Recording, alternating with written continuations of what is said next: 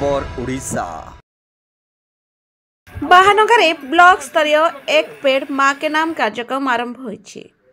एही कार्यक्रम बरिपदा पंचायत बलरामपुर ग्राम स्थित कोस्ट केनाल आड़ी पर कर बाहानगर ब्लॉक 24 पंचायत रे एही कार्यक्रम अनुष्ठित होइछि। एही कार्यक्रम माध्यम 32,000 वृक्षरोपण विभिन्न पंचायत रे कराजियो बोली वीडियो एथिलागी सरकार अर्थ मंजूर करछन्ती। ए अवसर में ब्लॉक स्तरीय कार्यक्रम बारिपदा पंचायत बलरामपुर कोस्ट केनाल आड़ी रे गोटे दिन में 700 गछ लग साउडू पंचायत थालसड़ा ग्रामर बरपड़िया जगन्नाथ सेवा संस्था द्वारा वृक्षरोपण कराई।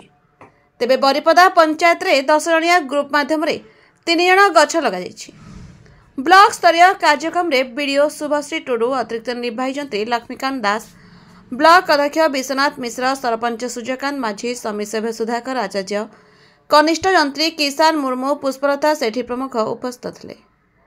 यह कार्यक्रम में महिला एसएचजी ग्रुप सदस्य, अंगनवाड़ी कर्मी प्रमुख जोगदी एक पेड़ माँ के नाम अर्थात निज माँ नाम प्रत्येक व्यक्ति गोटाए गछ लगाई सरकार योजना बाबद अवगत होगा सहित उपस्थित अतिथि एवं महिला माने गछ लगाई।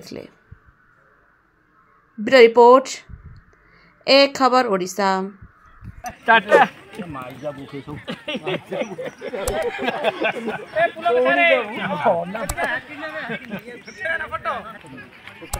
रिपोर्ट रो उठा स्वच्छ ये हो। हां हां स्वच्छता ही सेवा। हां स्वच्छता ही सेवा उचित। एटा की एप्लीकेशन सॉफ्टवेयर को लाइक, शेयर, कमेंट और सब्सक्राइब करंतु। आपण माने देखुछंती ए खबर ओडिशा।